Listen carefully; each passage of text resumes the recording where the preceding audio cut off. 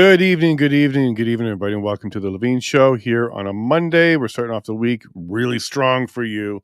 We took some time off last week, but we did the CPAC coverage. So if you're watching us from Thursday, Friday, and Saturday, there's at least 8 good hours of coverage there for you. I had a bunch of people come on. We did commentary as we were covering the various panels and the speakers, and there was a lot of information. If you want to know what direction the U.S. is headed into, that will be something to go check out, because they were just very open and honest about it. They're very proud that they got Trump in there. They're very proud of the appointments that they have already and the direction that they're heading.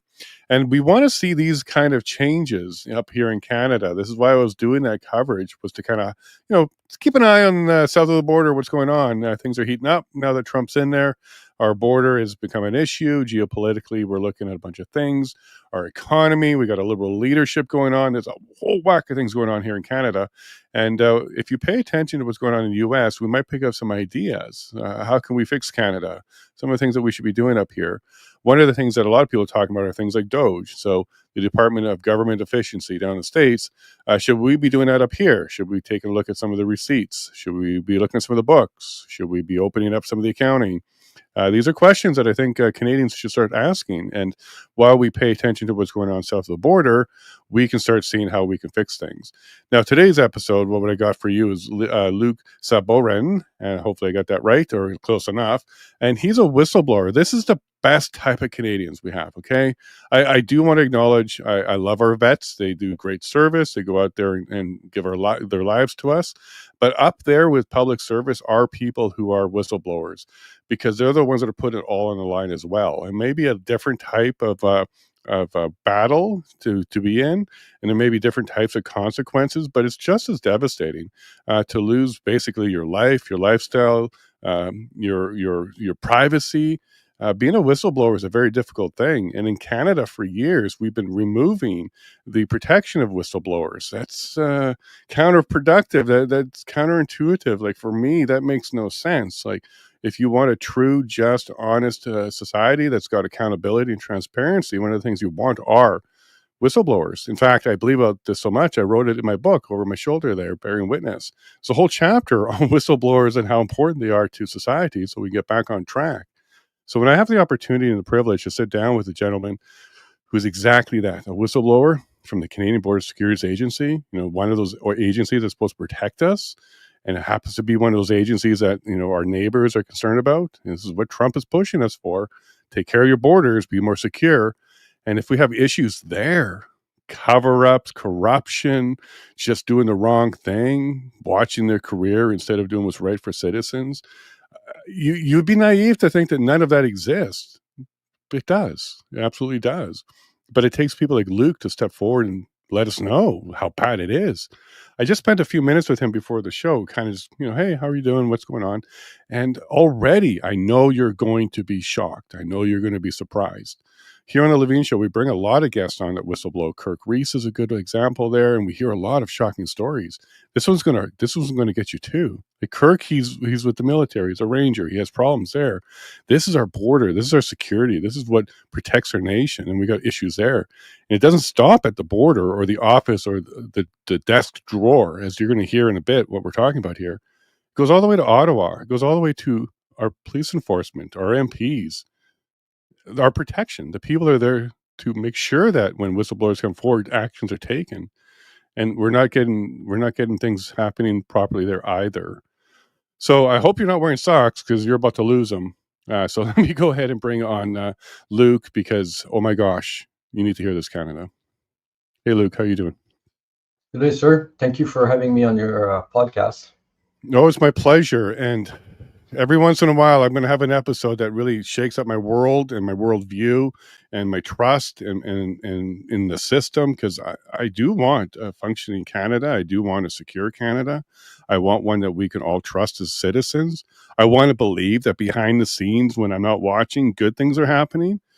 But as I have people like you on, we're finding there's cracks all over the place. There's problems, and we could either ignore them and wait for it to get to be bigger, or we can take them on and find ways to address them. So thank you very much for coming on and being part of the solution to go ahead and try and fix some of these problems. Now, you're not going to suggest that we need to get rid of CBSA, but we probably need to address some of the problems with it. So let's go ahead and have you introduce yourself, and then we'll get right into it, Luc.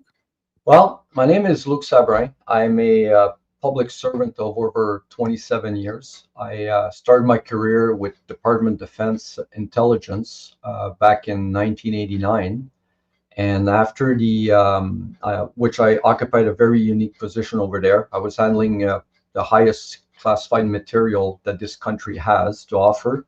I would be the person sitting down with a minister or the highest ranking general. They would review documents that I have, and then I would leave and return to a vault. I would also travel in an airplane and everywhere. And after the events of September 11, I was offered a position with the Immigration Enforcement Organized Crime, a deployment. And they were satisfied with my work. They offered me to deploy there permanently. And it was a career move, I guess, to further my career. CBSA was created as an amalgamation of the custom and immigration enforcement component, just like they did in the States with Homeland Security. Right. From there, I went up the ranks, officer development training, multiple assignments in various areas, did my physical requirement. I had a background in law enforcement studies and all that thing. And I made my way up there, and I occupied some very, very unique and good position within the CBSA. And it brought me in various areas to develop the skills that you need to do the work that you're asked and the mandates that is given to the agency. Back in 2006, I think, things were very interesting because the agency was settling down. Like it was starting to make its way, be organized, and in a way that we were supposed to be productive. Finding your groove. Yeah. Before we go there, I just want to clarify for your public one thing that I forgot to mention from the beginning. Just so we're clear about what kind of whistleblower I was. There's various kind of whistleblower. One that goes to the public and disclose information of public interest that they believe is public interest. In my case, I never went to the public. I followed the internal guidelines on the internal disclosure process, which was established by, I believe, the Harper government back in 2007. Okay. It's a process that's supposed to protect us when we see anomalies, wrongdoing, criminal acts inside a federal workplace. And I used that process thinking that it was supposed to protect me, and it did not. And what happened is I started seeing things in the course of my work. I worked in a secure area on a secure floor. And on that secure floor, there's another secure area, only limited to maybe 10, 12 people maximum. And each and every one of us has a different task, different job. So, and nobody else is allowed to enter in there unless they're escorted or guarded. So it's a very controlled environment. And I start seeing things, observing things that during the course of my work that I was involved with, tampering with documents, evidence, chain of custody broken, reporting it to management, and nothing was happening. And some of my system had been tampered with.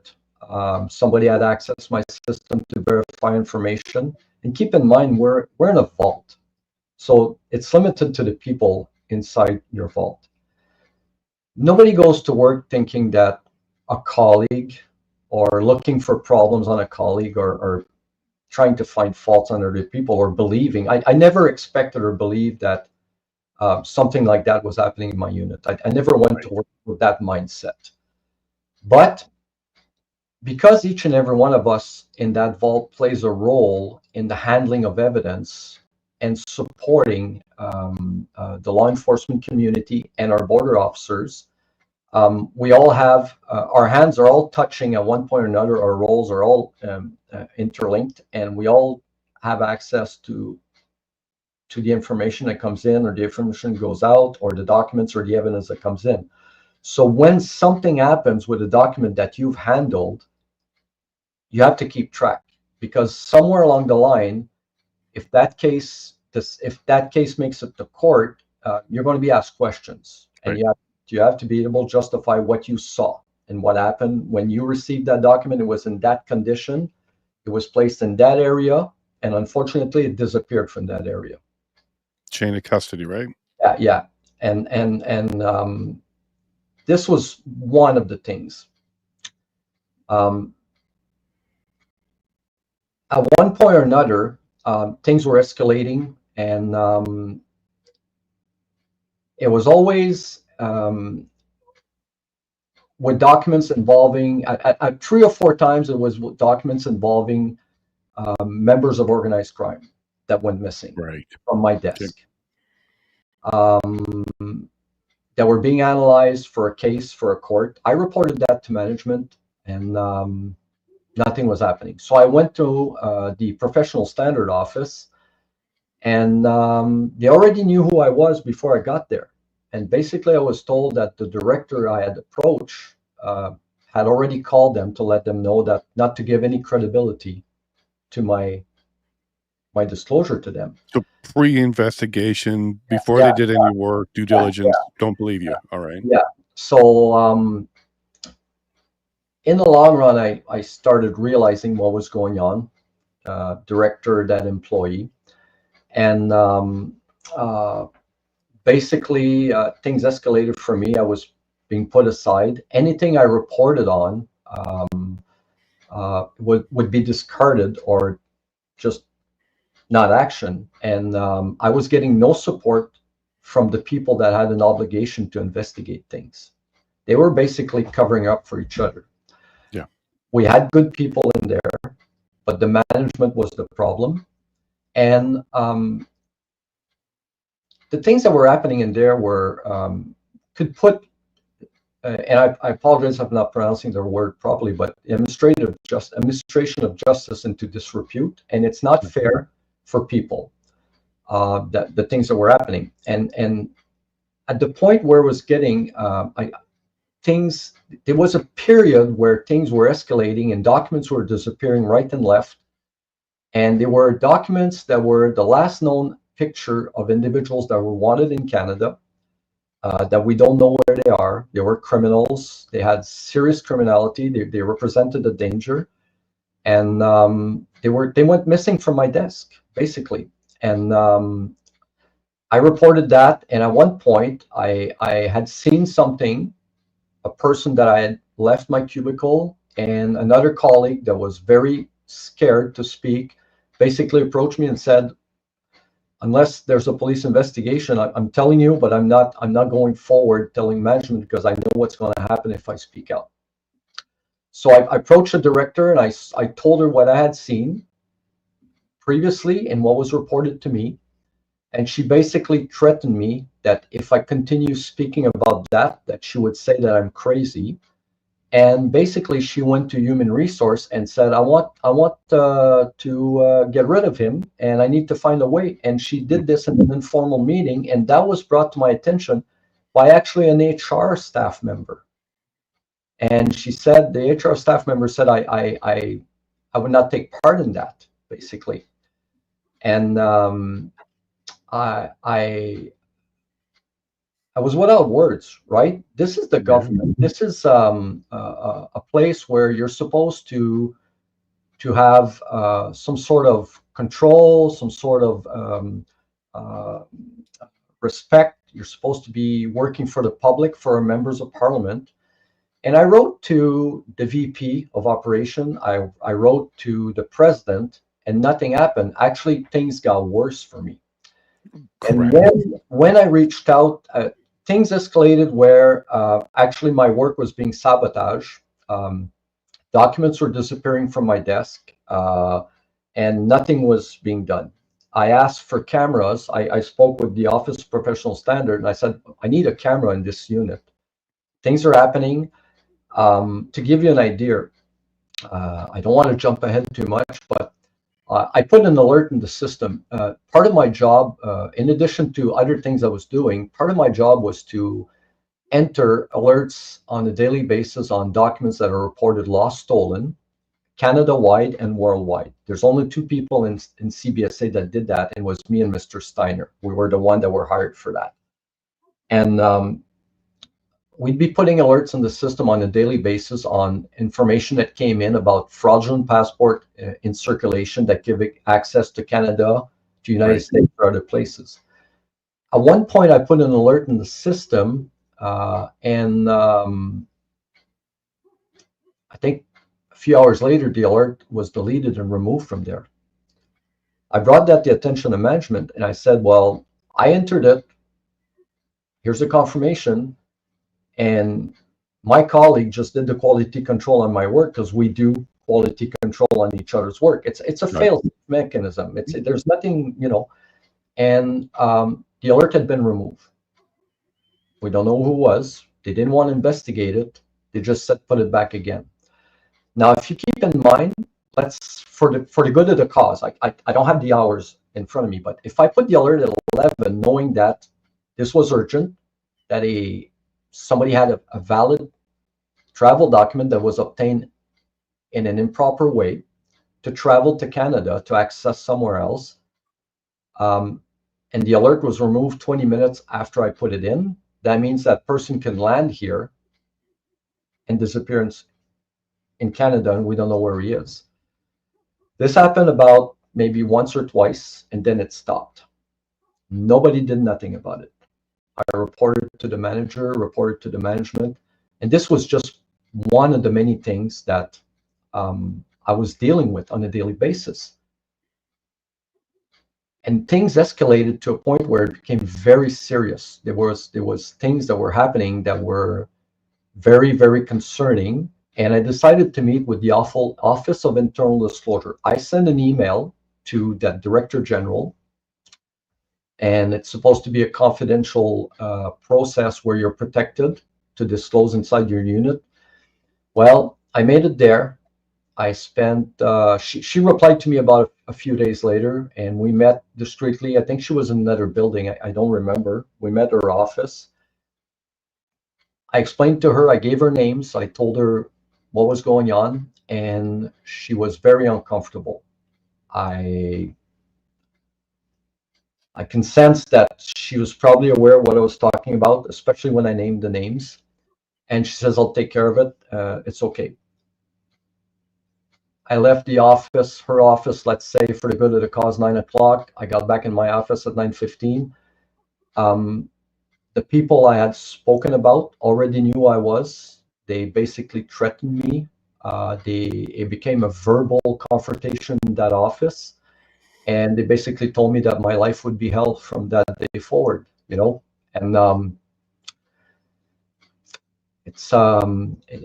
it was very unpleasant.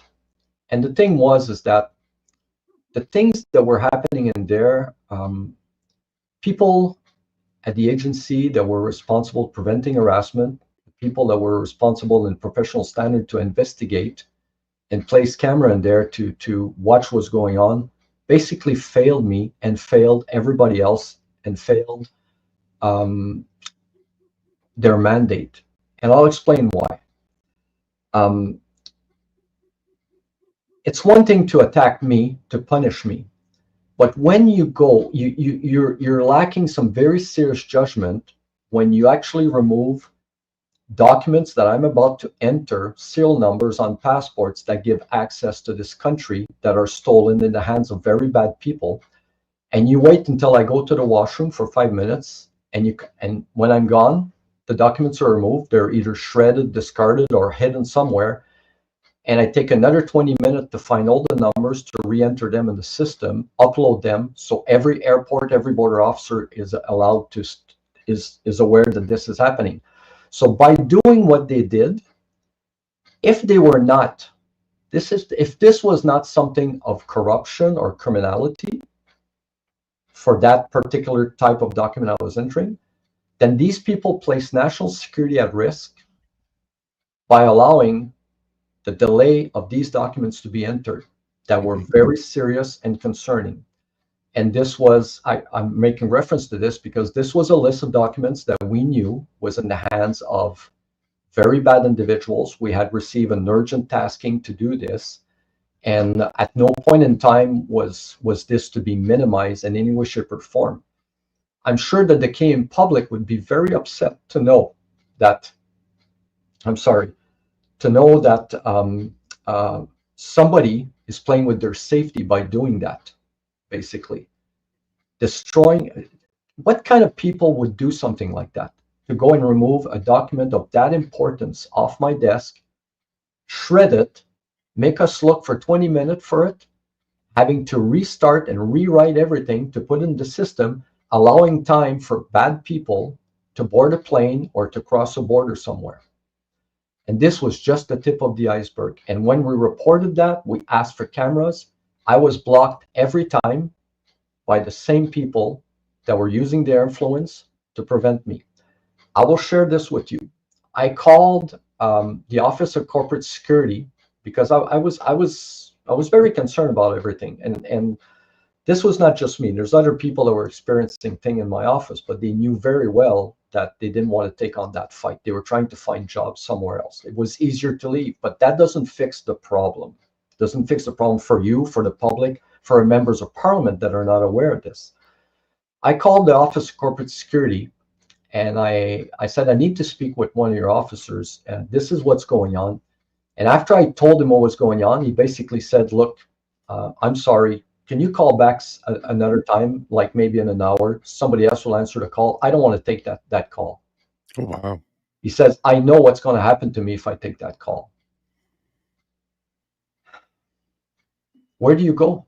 Where do you go? Who do you talk to? Who do you ask for help to fix a problem internally? You know, and things got really bad. So at one point, I went on assignment.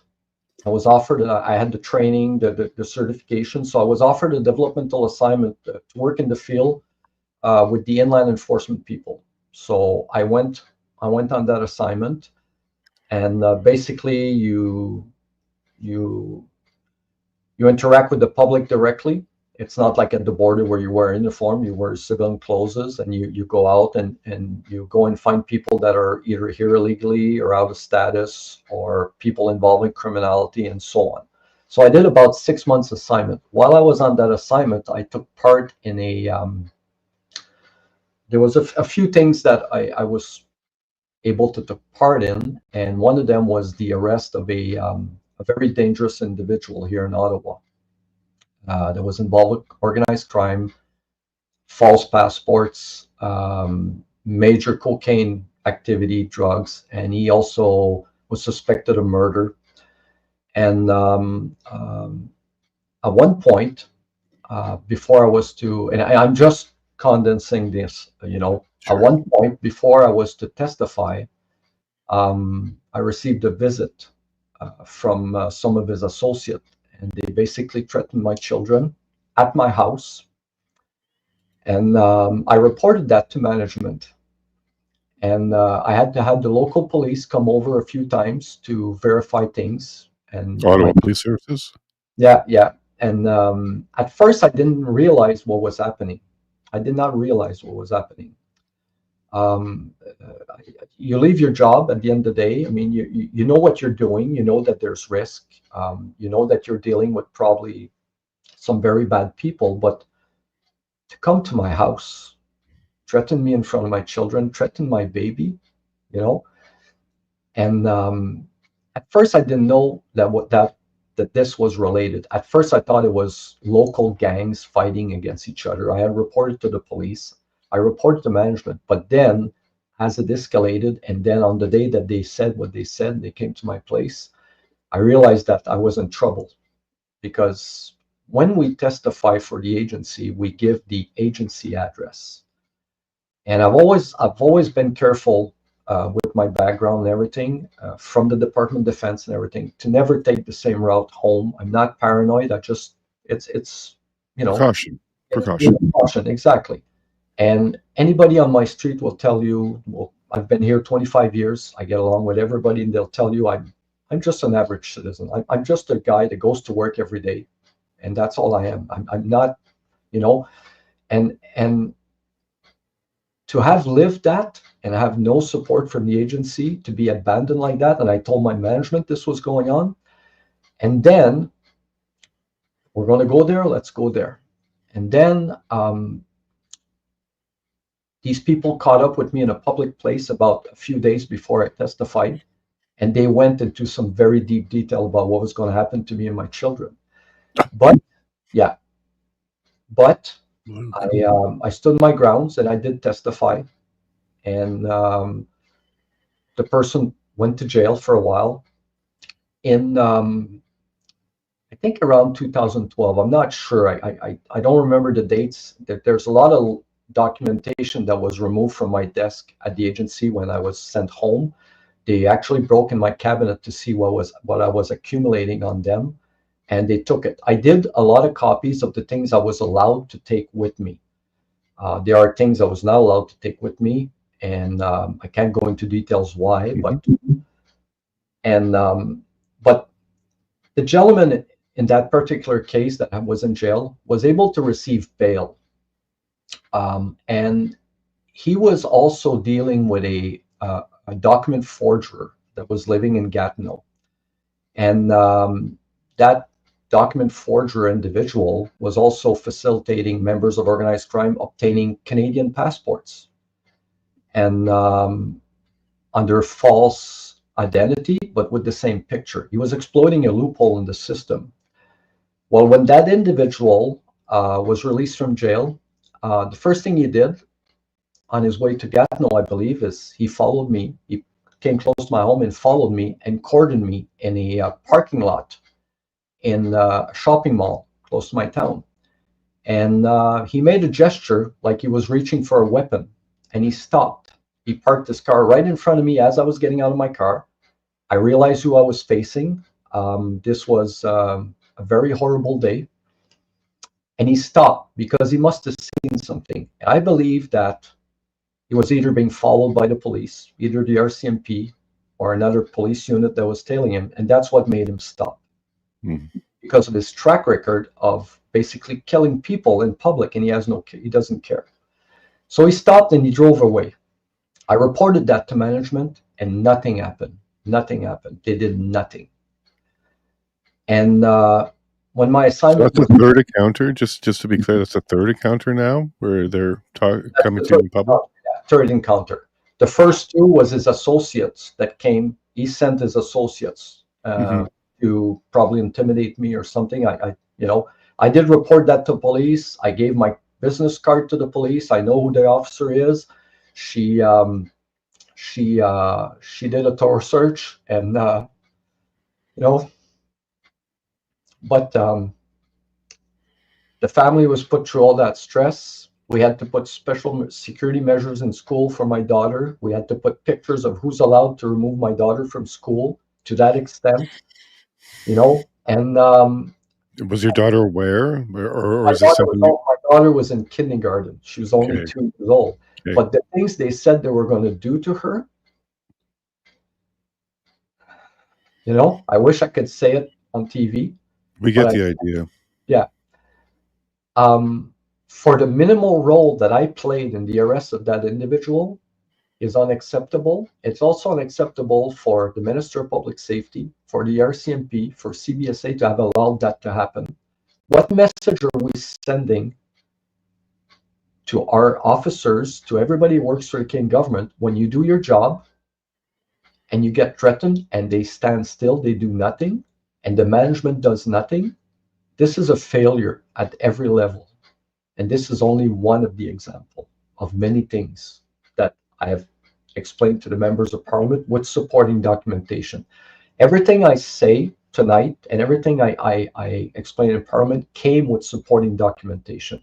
So it's not hearsay or exaggeration. Everything was documented with date and time, official documents, pictures, So, but at the point where we are,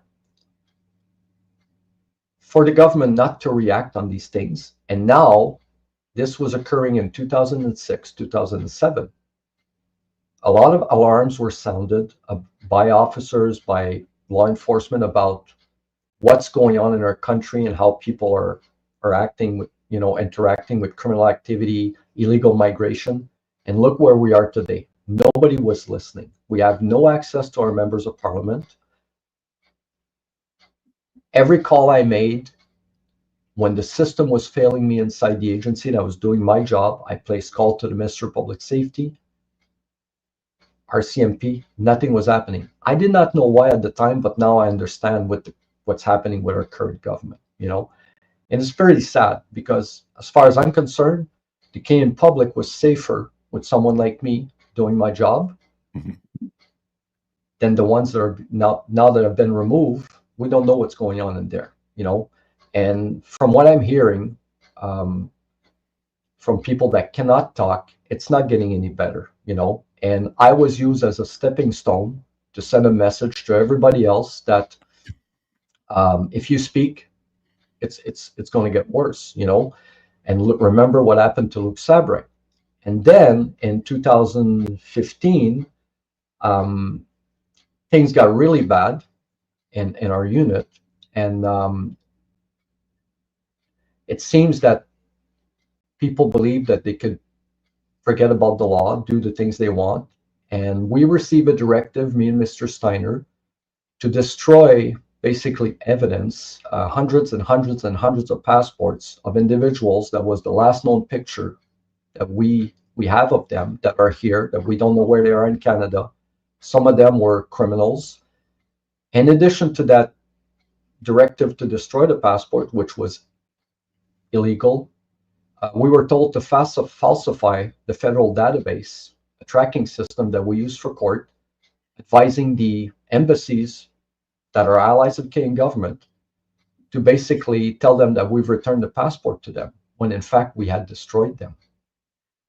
We refused, me and Mr. Steiner, and basically they got a student to start doing that.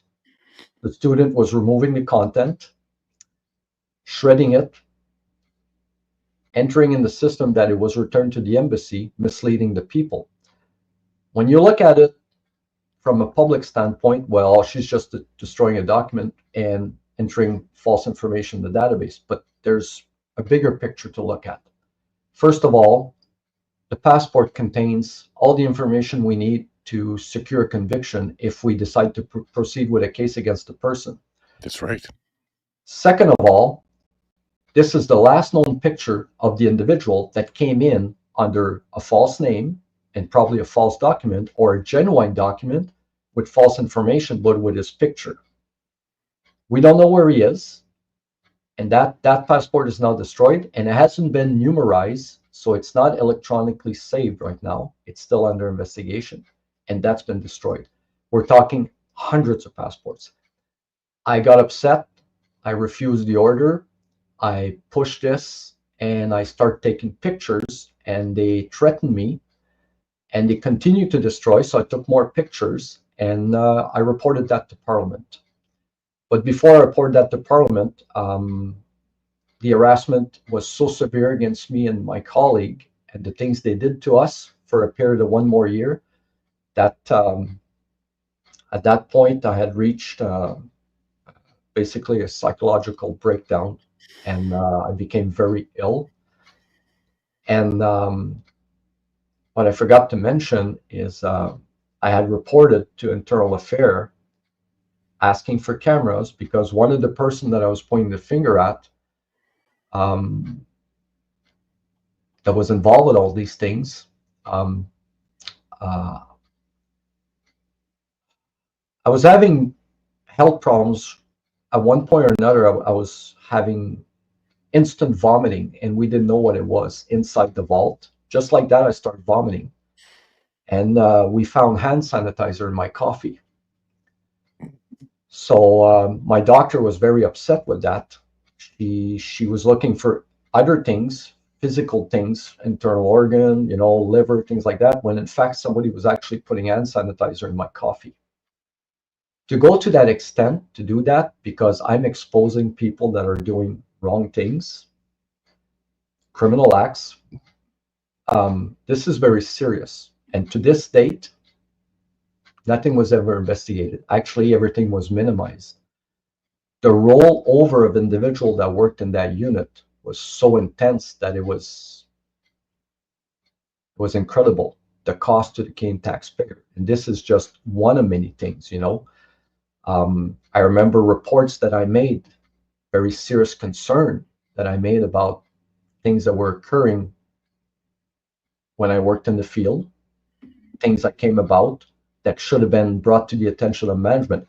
And I want to clarify, those things were not happening with the officers I was working with. Those are things that were happening in the street, and I had a duty during the course of my developmental assignment to report it to my management. They wanted to know what I was interacting with, where I was working, the experience, and what I was encountering. We're talking going to the house of individuals that are under a security certificate and so on, interfering with interacting with the public on various matters, immigration and so on. There's one or two serious cases that occurred involving matters of I'd say matters of national security that should have been brought to the attention of the RCMP, CSIS, and to a local police chief. And that report went missing from my drive and from my file. I asked where it was. Nobody can find it. And it was brought to my attention by an administrative staff that a director had requested my file. And when the file left, for the good of the cause, 3-inch thick, when it came back, it was less than an inch thick. Why did they remove things from there? What did they want the paperwork to process, and what were they trying to hide, and why did they did it? Again, this is something that should be investigated. These things were happening rampantly, and it was never investigated, and very scary, and made it very difficult for me and Mr. Steiner to do our work that we were given to do in a timely fashion to support the officers at the border. And it seems that the management that was there did not care at all. Actually, they were, it seems that we're above the law. There was a very serious incident that was happening back in 2014, where we received reports from overseas, from various network, that series of thefts were occurring with passports, valid travel documents, genuine documents that could be filled, blanks, and used for travel. So we were told to expedite, enter all that information. We're talking over 400,000 documents that were stolen within a period of, I believe, 6 months. Wow. Management never provided any support to us. In fact, they interfered. The same two people that I referred that were always causing problems were interfering with our work, our ability to process this in an expedited fashion, to ensure that individuals that don't belong here cannot come to Canada, and we received no support. We were actually disciplined because we had printed the documents in an 8.5 by 11 sheet. It was 284,000 documents that we printed on documents, and we worked in a fashion that I was taking the forward series, Mr. Steiner was taking the last series, in order to counteract in case the organized crime people were trying to use the last series passport to come in, thinking, you understand the concept, Yeah, right? I think you start at the beginning and they start using the end ones. Yeah. Management took us in an office and moralized us, borderline threatened us with insubordination and discipline, because we had printed, and they said they used foul language, saying there was a F waste of paper. And we said, well, we have no support. You're not giving us anybody. And this is very important. And at the same time that we're entering this in large volume, the phone is ringing from officers across Canada saying they're intercepting people that are landing with these passports that we just entered. And he says there's more, and he says, is there more coming in? I says, look, we got 283,000 passports series to enter. So I said, if you see a passport of that nationality, because I'm not allowed to say which one it was, I said, you need to verify that passport, verify the person, refer them to secondary, do something. I mean, I can't tell them what to do. I'm, and management did nothing. They did nothing. They didn't support us. I don't know if it was their vindictiveness against me and Mr. Steiner for having exposed the destruction of the other passport and having spoken to internal affairs. But this goes against everything that the safeguards and measures of security in place to prevent the dysfunction that occurred in that unit. And nobody did nothing. The office of the president didn't do nothing. The office of the VP didn't do nothing. I reached out to the Minister of Public Safety. I asked for help. I reached out to my member of parliament. Nothing at all. We were abandoned until the day we were shown the door in 2016. And it's horrible, because how do you minimize that kind of activity and not do nothing? Is there two system of justice? Anybody else that would do things like that in the private sector or in provincial or municipal sector, they'd probably be investigated right away. I know that for a fact. But on the other hand, at the agency, nothing happens. I don't have all the answers, but I can sure tell you that today it's important for the public to know that public servants are placed in a very, very bad position when they have to report things. It is a career-ending mistake to speak right now to anybody about what we see, but at the same time, you have to. We have no choice but to report things like that, because it affects the public. It affects your democracy, your liberty. It affects the kind of people that come into this country, and God forbid. I mean, one of the passport in the individuals that went missing from my desk, that person had a very, very dangerous criminal record.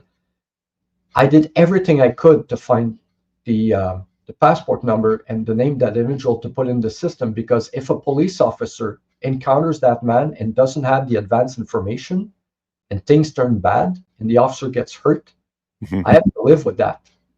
And I can guarantee you the agency will do nothing to protect me. They'll deny everything to protect themselves, because they don't want to lose face, right? And it's this is the culture right now inside the agency. So pretty bad. Luke, I don't think it's just that agency. This is the same message I hear when it comes to the military, when it comes to the RCMP, when it comes to some police forces, when it comes to even unions or even the administrative bodies for professions. It seems to be the management level up, and there's a bit of a culture there that you don't rock the boat, you don't turn each other in. Yes. And if you're one of those that speak up, like Detective Helen Gruce with Ottawa Police Services, Yes. they come after you. They make it expensive. They make you the crazy one of the unit. And it doesn't matter how professional you were your entire career. Like Detective Helen Gruce was at the top of the top in her department. They still used her as an example to the rest.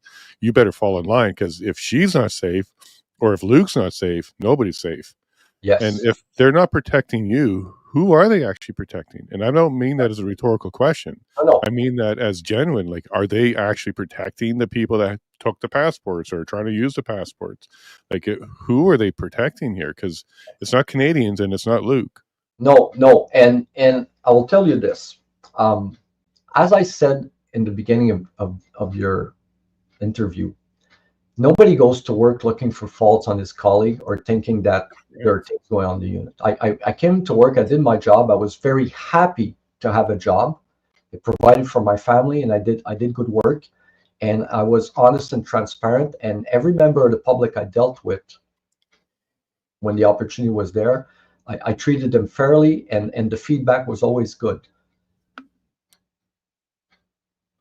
I have a duty and an obligation when I see something that are going on at that level, that magnitude inside my unit, and illegal orders, illegal directives, and things that are going on, and you report it and you don't have the support, what do? Yeah.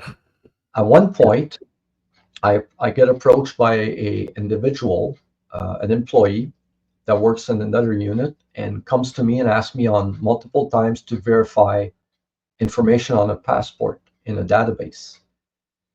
I refuse. I inform management. I tell them this is happening once or twice, and I have concern with that. They did nothing. They just scrubbed it under the rug, and they left it at that. The person was persistent, and I challenged the person. I said, "Look," I said, "you got to tell me what's going on." And I said, "Who's forcing you to do that?" I said, "Because this is concerning." And just to have to ask that person to put me in that position was very, very uncomfortable. And the person broke down in tears and told me the reason why she was doing that. So I reached out to an RCMP person I knew for advice and guidance, and then I reached out to an investigator that I knew, I trusted, because there's some good people working at CBSA. Mhm. Not everybody, And he understood what I was explaining. He came over with an RCMP officer. I arranged a meeting. The person was very in tears, and she said, "Yes, I want to talk to them." And I arranged a meeting with them at another location.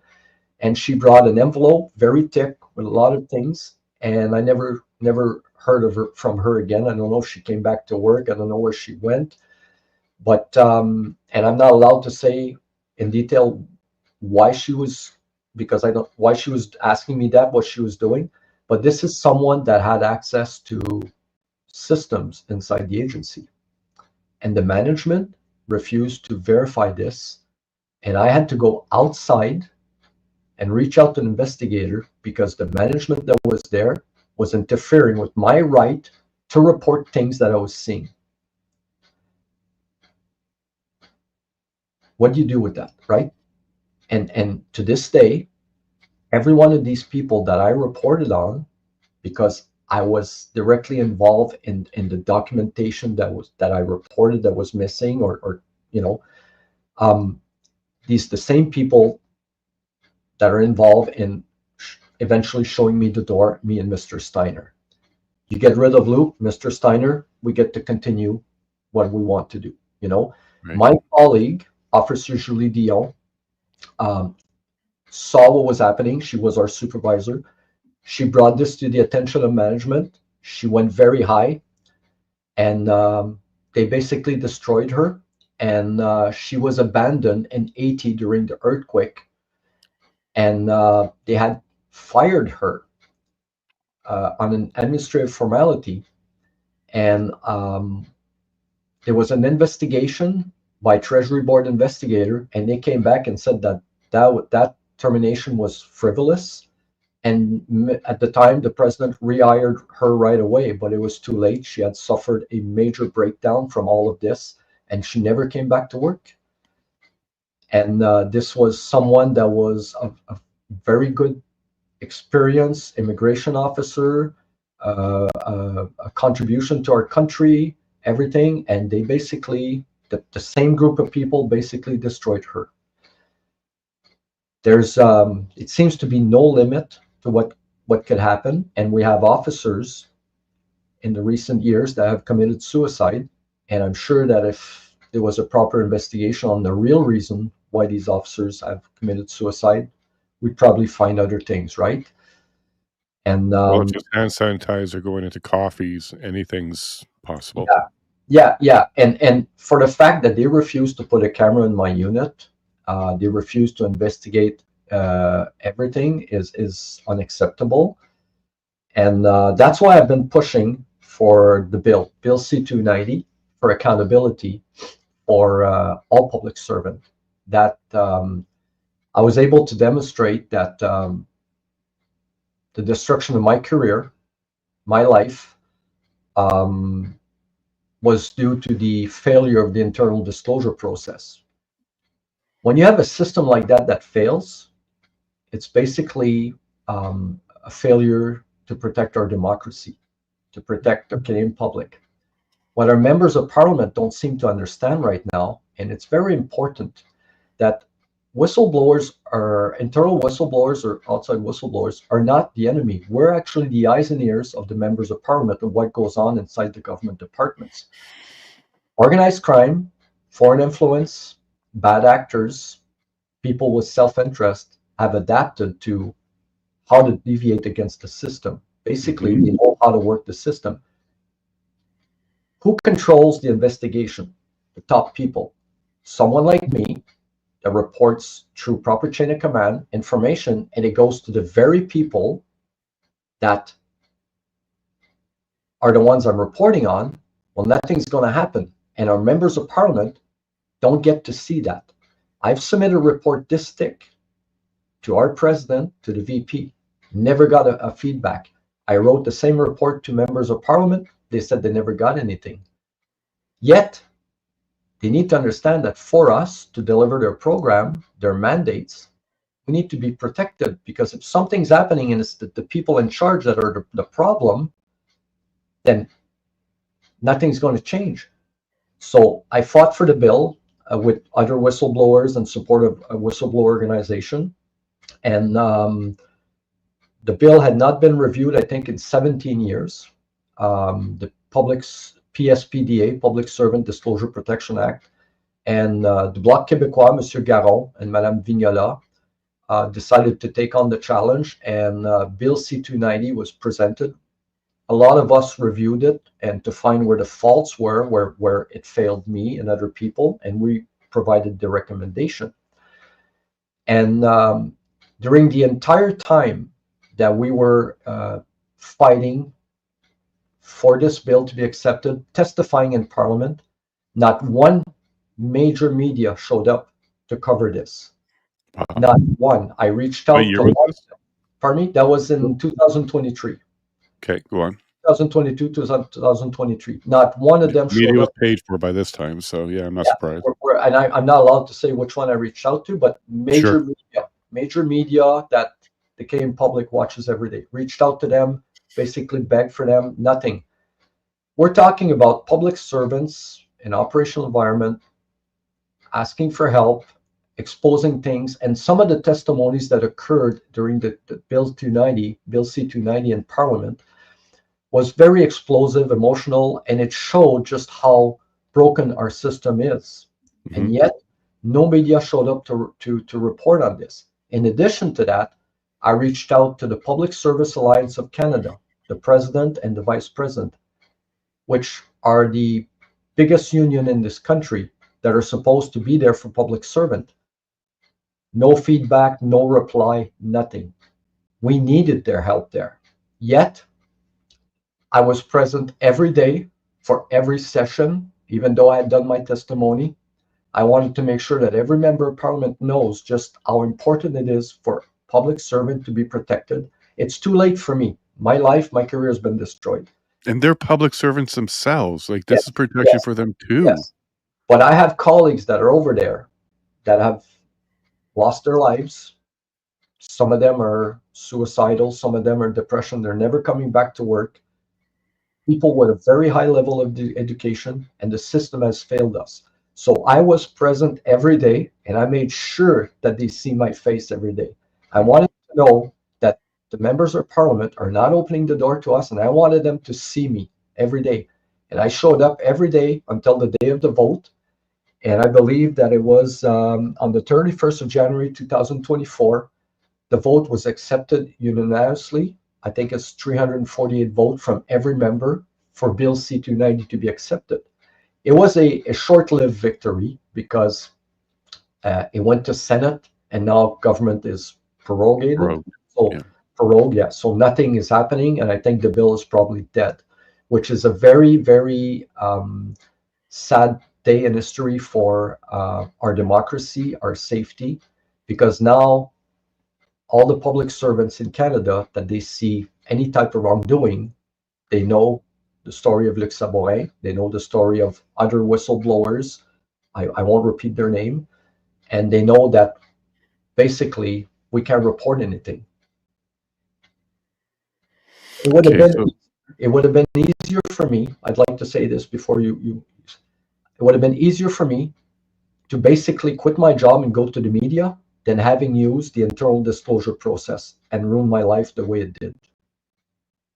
was there any retaliation after your Yes, testimony in Parliament? after I testified in Parliament and the stories started being published, I had a very high-ranking member of the CBSA come over to my house, in front of my house, to intimidate me just by parking his vehicle in front of my parking lot while I was there with my children.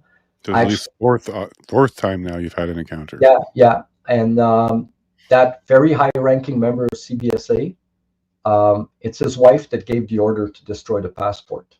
Imagine that. And he showed up in front of my house. They're supposed to lead by example. So I called the police. I filed a complaint. Nothing happened, obviously. At a second time, in a public place, that same high-ranking individual with his wife, I was with my children and my wife in a public place in a Walmart, I believe, and the female went out of her way to let me know how she felt about me. How dare you expose this? You talk about me, blah blah blah, using some very provocative language. And I just basically pointed to the camera in the store and I said, basically, look, you're on tape. Simple as that. And I walked away. But for this to happen after I testified in Parliament is very, very wrong. It shows to the extent of how our system has failed everybody, and that our members of Parliament are not taking that seriously. And it needs to be changed. It needs to be changed. Our members of Parliament need to understand that we are there. We protect them. We're their eyes and ears. And the public needs to understand how important it is to protect us, because there are things happening that I can't even speak right now because I'm still being threatened with jail time and other things like that if I speak about it. But those are things that should have been investigated, things that it seems that it's two-tier system justice, and it's unfair. So that's all I can tell you. Do you think the process that you were supposed to go through, the one that was created by Harper and you used, do you think that was a process that was genuinely meant to expose and help you, or to corral and funnel you so that they kind of had their you come to them instead of the media, and they were able to address it and control it under the guise of having a process to actually do better? It was a way to suppress. Do you think that might have been a part of the plan? I think my thought on this, being neutral, I think that at the time Mr. Harper had a good idea, and I think he was sincere. But I think that our members of Parliament, again, did not understand that the people who are in control and the government department have weaponized that system against us to find out who's talking about them and then destroy us, so the information doesn't get to the integrity commissioner, to the members of Parliament. And now you're seeing all these scandals arise.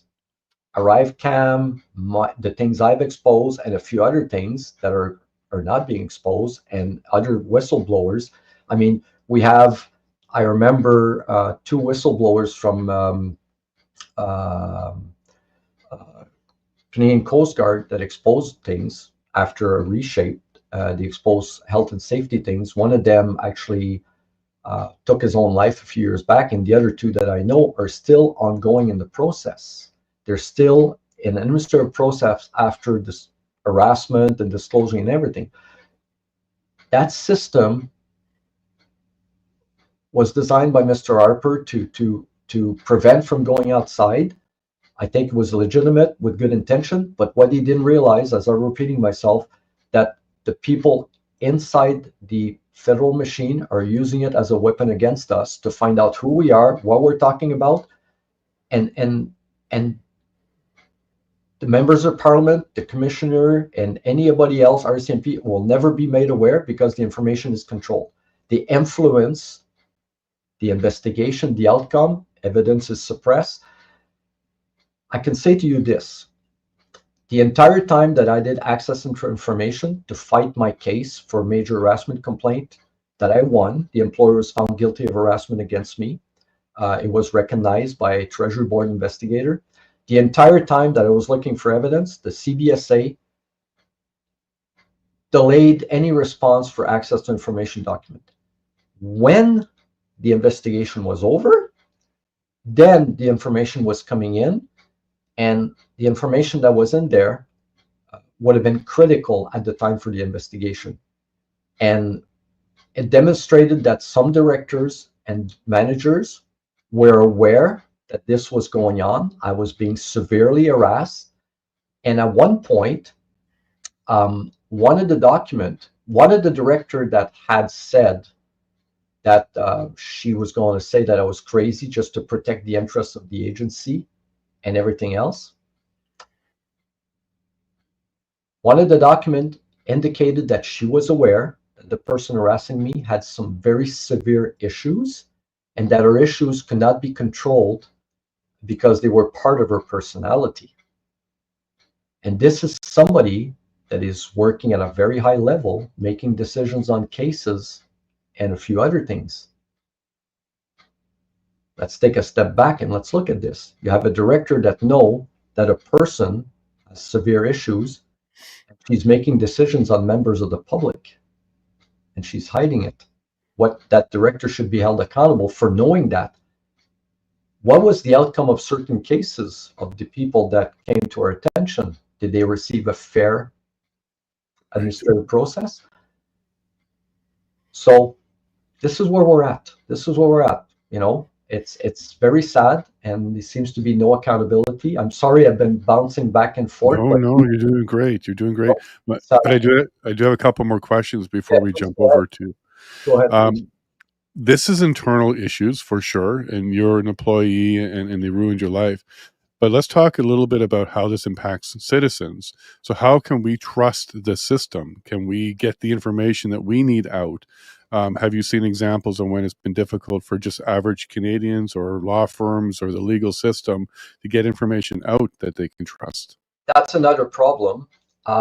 In my complaint, which I probably didn't mention, I had complained to the RCMP about the destruction of passport and the harassment I was suffering. I complained to the Office of Minister Trudeau, Minister Justice Raybould, Patty Ajou, and the RCMP. Sorry, in the RCMP letter that I wrote to them, I also included some inappropriate, wrongful, and probably criminal directives that I received, and I cited example of what I was directed to do that was illegal and wrong. One of them was a member of the public, I believe, was engaged in an illegal legal fight for something that he was accused of, and he was looking for information, and he requested an access to information. On that day, I was sitting in the vault. The phone rang to my acting manager. She answered the phone. We're working a vault. It's dividers, but it's open concept. And she said, "Yes, sir. Yes, sir." And she came to me and said, "There's going to be an access to information request coming into the system." Now, keep in mind what I'm saying. It's already documented, provided to the RCMP. So she said, "You're going to receive an access to information. I want you to look in that system only and reply to them only." I basically said, this is against protocol. This is against protocol. We're supposed to send it to everybody in the unit.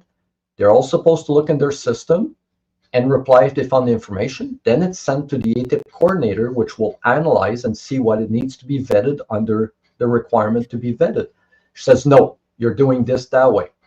I objected, but she says, "No, you're doing it." So I looked in the system that she told me that was going to be in it, and I told her it won't be in there because the information they're requesting predates the information of that system. That system's only been created this year, and you know very well that the information was obtained 2 years ago, and it's been in the other system. So I look in the system she told me, I didn't find it, and I looked in the other system where it's going to be, and I found it. So I replied to her, everybody else, that the information wasn't in the system she asked me, but I found in the other system, and I forwarded the information because I was not going to take part in that. And the person was able to receive his information. But anybody else that would have been feared for their job may have done that. And the member of the public would not have had his information. Just the mere fact that they were telling me to do that, depriving a member of the public from obtaining the information that he needed for whatever case he had against the agency, is wrong. I believe that there's a law against that. I believe there could be fines and even prison time. I reached out to the Commissioner of Information and Access to Information Office, and I let them know what was going on. And I received a runaround, and nobody wanted to tell me who I can file a complaint for that. And this is a thing of public interest. I kept notes about that, and those notes were in my cabinet. And when I was shown the door, when I was being held in an office, somebody broke in my cabinet. There was only 2 people in that office that day, so it's not hard to figure out if there's an investigation who it was. And the envelope with all my evidence accumulated over the year of stuff that I was directly involved. I wasn't keeping notes on anybody. I was keeping notes on stuff that I was involved, that went missing, there was incident. That package disappeared. Of course. Yeah. So the public needs to know. They need to demand accountability by member of parliament. They need to force them, because it has impact on the public. And there's not too many Luc Sabourin or other people that have the strength to fight like that and have the moral values and know the consequences. Because you need to understand, at one point, if I'm called before the court, I have to tell the truth. Mm-hmm. I can't lie. And it's not fair for a member of the public to be accused of something or to have a case and not be provided the information that he has a legitimate right to have to fight his case. This goes against every principle of justice. Yet, the people that gave me that order, and I reported it, were never investigated. Nothing ever occurred. They were probably promoted. Simple as that. And this is wrong. This is wrong. And this is just one of many things that are reported. Now let's zoom out a little bit. So when Trump said, hey, fix up your border, or we're going to do tariffs, and Canada's response was to get ready for tariffs. But was he onto something? So do we have issues at the border? Do we have a porous border? Do we have security concerns? Is he onto something? Yes, he is. Obviously, I can't go into details. A lot of officers across Canada are also muzzled and everything. I can't go into many details, but I can tell you this. People that are on the terror watch list are not in the States coming over to Canada and saying, oh, it's too cold, I'm going back, and then getting caught at the border. That is not the case. If you remember what I exposed about the 400,000 passports, the people that were coming here, or the passports that were in circulation, well, people are landing here using our system that is basically weak because of our complacency or whatever reason, and they're landing here with false document, and we're stuck with them.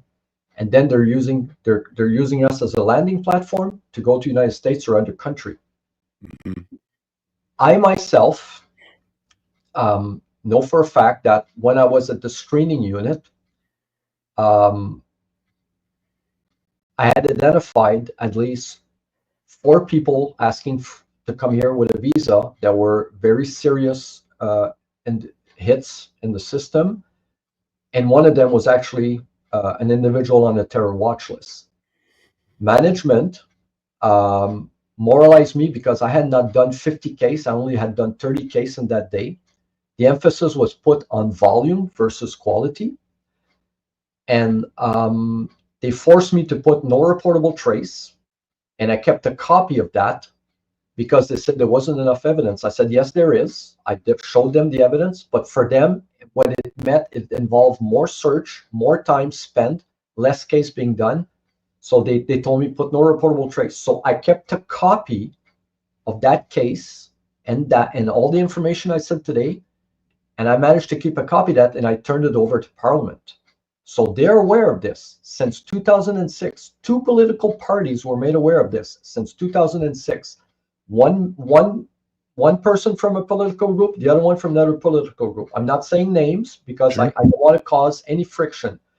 If their leaders was never made aware, then that's something for them to deal at an internal level. Sometimes people minimize things, and now they're probably realizing the problem that we had because we sounded the alarm in 2016. But for management to do this to me and other people and prioritize quantity versus quality is something that is very wrong. And the Canadian public also, in things like that, should be made aware of these things, because we're there to provide a service to screen people, to prevent bad people from coming here. When there's a red flag, it needs to be pursued. And yet, quantity versus quality. And I labeled that, I filed a complaint, I actually wrote a letter about the process, and the members of parliament were giving that letter, and nothing ever happened. You left in 2016, is that right? I was shown the door in 2016, yes. So since then, we've done nothing but increase the amount of people entering Canada. Yes. And if the vetting and if the catching of the bad guys was bad in 2016, what does it look like now that there's even more people coming through? I would expect it's just going to be more bad people are getting through than ever before. At one point, when I was working as a warrant dispatch officer at night, we, in addition to providing support to law enforcement right and left, we're talking back in 2008, I think, 2009, we had over 40,000 warrants for arrest issued for individuals that we lost track. That was in 2008, 2009. So imagine now, the current government lowered the visa requirement for people to come here. Correct. They didn't have a desire to slow it down. They had a desire to speed it up. A lot of alarm were sounded by professionals objecting to that decision, advising our current government that the risk that was happening, and nothing was ever done. I know for a fact because I talked with officers and they told me, no, this is, we told them. Now and this is where the question is, did their concern and the information they gave to the management, to the higher hierarchy, did it ever made it to the members of parliament or to our prime minister's office? It would be too easy to blame the current prime minister about all these things. What I blame him for is not opening the door to people like me who say there's a problem here, right, true as ministers, and trying to fix the problem. So that I hold against him for sure. But did the information, the alarm that were sounded by the professionals, the border officer, the intelligence officer, the law enforcement officer, the RCMP officer, everybody that's involved with mass illegal migration, organized crime and everything, did that information ever made it to them in order for change to occur? We'll never know. We'll never know, you know? And I sounded the alarm on a lot of things. I went to my member of parliament, nothing occurred. I can confirm to you, through your viewers, that I gave him a CD with all information, with everything, these numbers here, everything, and evidence, even recording. I actually recorded a conversation between me and somebody. So this is not a secret. I gave them all of that to two different political parties. Nothing ever happened. So, you know, I think I did my job. I think I did what I could.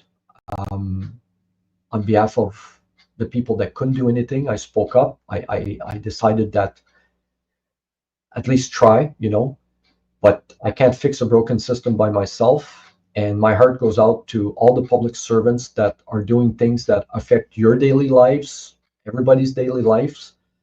And it's unfair also for the people that are coming here, the people that are applying from overseas for legitimate reason, and they're people that we want to have here, and they're hardworking individuals from various backgrounds, and their files are being delayed now or staying on the desk because of the influx and everything that's happening.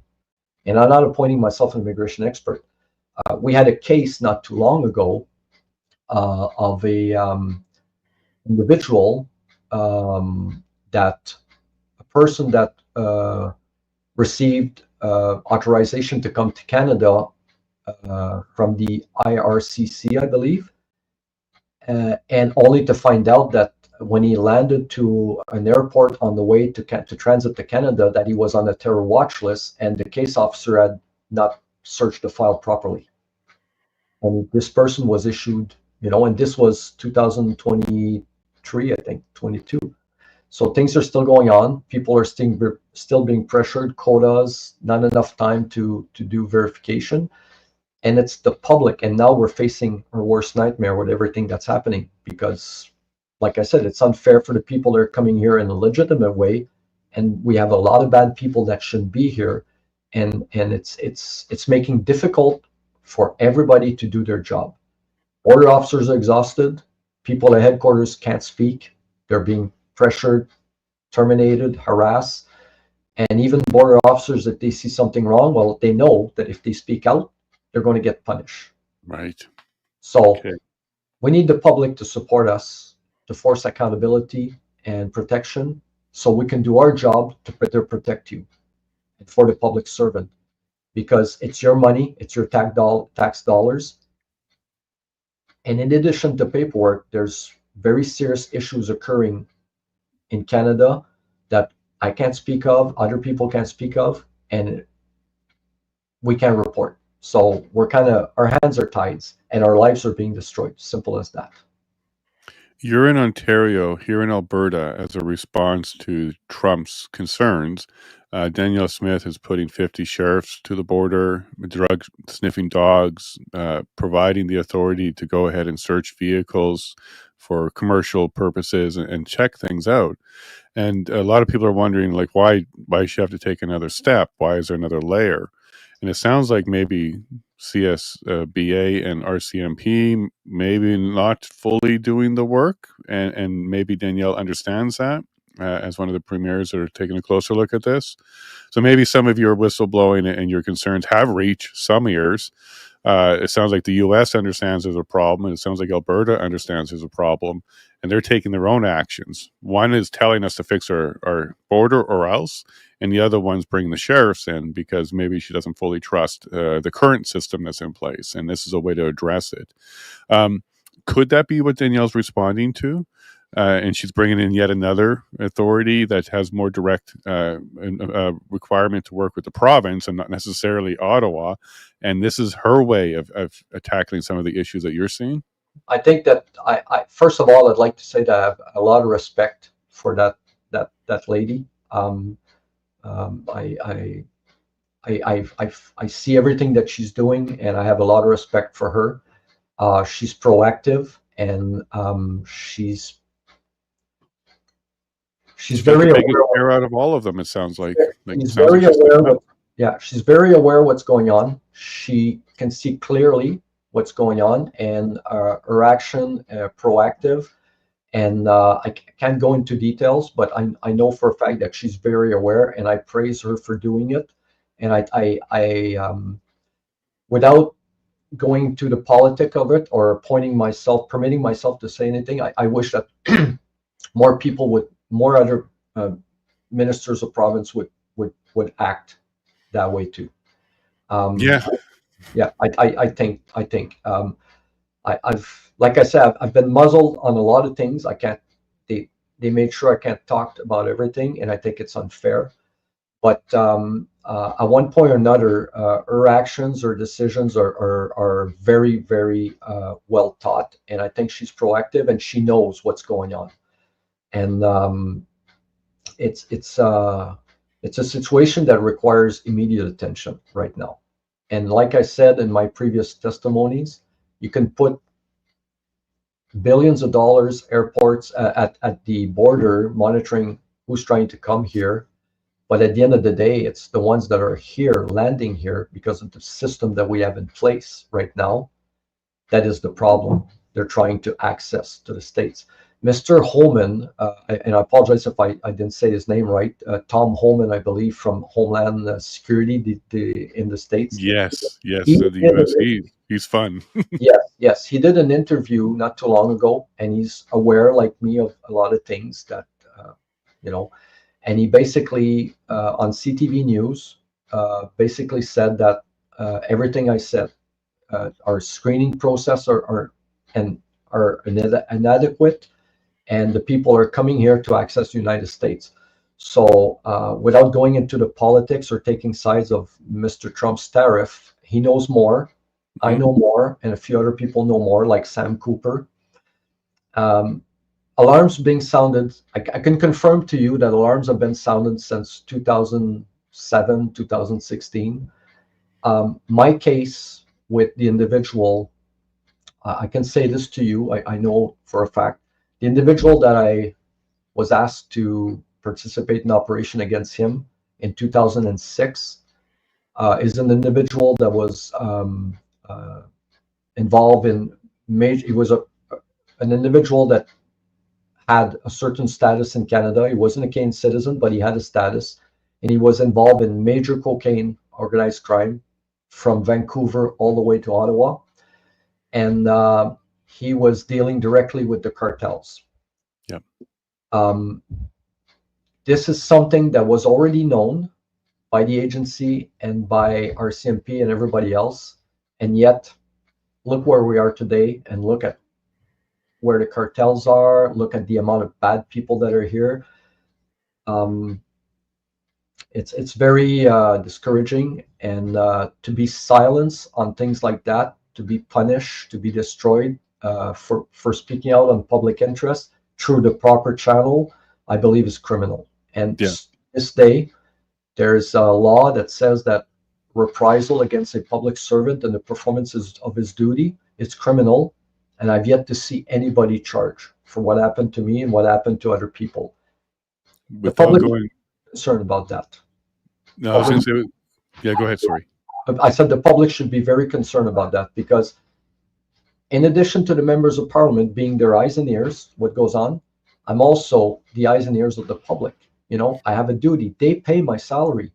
I'm bound by a code of ethic, and yet I can't do my job and I can't speak out. So, well, thank you for doing it here today. Do hang around. We're going to go get a couple questions with our supporters. We're about to leave the public. Yes. I'll play a quick little video and then we'll be over there. But do hold on here, Luc, because this was important, and there's just a couple more questions for you, if you don't mind. No, I don't mind at all. Thank you. All right. Well, public, please share this out. You need to know, like, this is not just the employees who are being shut down and silenced. It's also when Canadians reach out to get information, they're also getting silenced as well. They're not getting what they need to get. This ATIP request really concerns me. And then cleaning out your drawer really concerns me. And then finding you and making a comment about your daughter, that's criminal. There's a lot of things you mentioned here, Luc, that's criminal. I really hope that people pay attention to this. Maybe it is going to take Trump to ruffle some feathers up here, because Trudeau did agree to designate certain cartels as terrorist groups. So maybe there will be some action through those kind of efforts, but those are not Canadian-born efforts. Those are efforts coming from outside of our border, basically identifying that we're not doing our job and we better hurry up and get back to it, or else we're going to have financial consequences and other consequences if we're not taking care of our business. So maybe that might be a bit of a open door for us now, Luc, that we might see some change there. And with Bill 290 prorogued right now, some good news is because it passed the House, there's a good chance it could just come back when it comes back. And the fact that it was unanimous means there's a good chance that it can come back, even if Senate doesn't pick it up right away. So it's not dead, but it's not moving forward, which is exactly what we don't want to be seeing. We want to see it move forward. Yeah.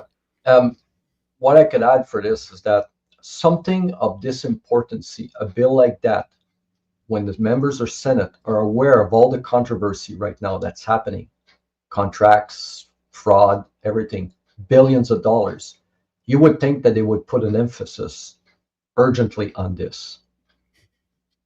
Not. I think there's a lot of hands in the cookie jar, and you're asking them to turn themselves in, and that's a tough process. I agree with you, and I'm still limited on that, on the comments I'm allowed to make on that. I have my own opinion as a professional individual who worked in the law enforcement industry. Yep. I'm not a cop. I'm just saying, as working in a law enforcement agency, I've seen what's going on, and I have my own opinion of why this is not being expedited to the extent that it should be on the interest of the public. And I think it's the same thing that's happening down in the U.S. as they're exposing and auditing, and then there's a group that are trying to stop them. They're actually trying to stop them from looking at what's going on there. So I think it's the same thing that happened on both sides.